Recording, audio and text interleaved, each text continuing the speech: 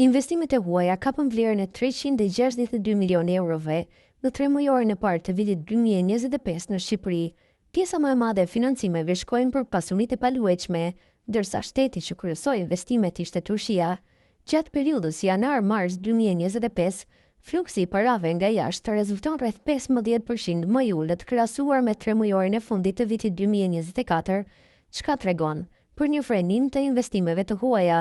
Sipas të dhënave të Bankës së Shqipërisë, sektori i financuar ishte ai i pasurgjive të paluajtshme, duke qëndruar në pjesën më të madhe të kapitalit huaj.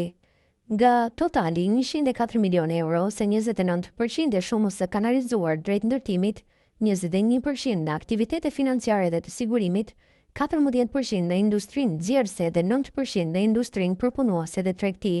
Sa i përket vendeve investuese, Turqia kryeson me 49 milionë euro, duke përfaqësuar 14% të totalit të investimeve, ndjekur nga Holanda me 13.5%, Italia 12.7% dhe Austria 8.6%, ndërkohë investimet nga Shtetet e Bashkuara të Amerikës u regjistruan në nivelin më të ulët që nga viti 2022, duke zënë vetëm 3% të totalit të investimeve në Shqipëri.